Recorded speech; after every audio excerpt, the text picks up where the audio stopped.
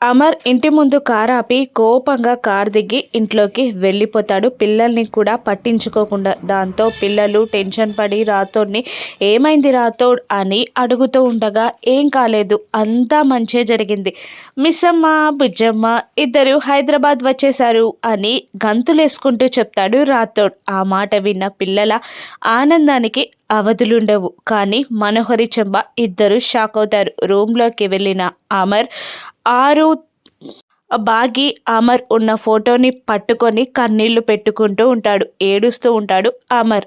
మరోవైపు బాగి రాజుని ఆయన ఎలా ఉన్నారు రాజు అని అడుగుతుండగా సీత లేని రాముడు ఎలా ఉంటారు మేడం అనగానే కన్నీళ్లు పెట్టుకుంటుంది బాగి కూడా. పిల్లలు ఎలా ఉన్నారు అని ఆతృతగా అడుగుతూ ఉంటుంది ఆ బాగి. అందరూ బాగున్నారు మేడం, మీకోసం పిల్లల కోసం సార్ పిల్లలు వెయిట్ చేస్తున్నారు మేడం.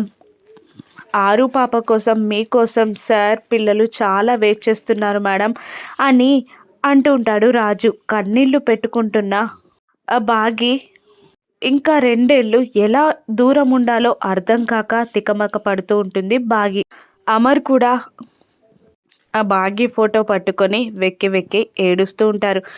నలుగురు పిల్లలు మాత్రం సంతోషపడుతూ ఐఫై ఇచ్చుకుంటూ మిస్సమ్మ బుజ్జమ్మ వాళ్ళ దగ్గరికి వచ్చేస్తారని చాలా సంబరాలు చేసుకుంటూ ఉంటారు. ఇక అమర్ బాగి ఎదురయ్యే క్షణం ఎలా ఉంటుంది? బాగిని అమర్ క్షమిస్తాడా?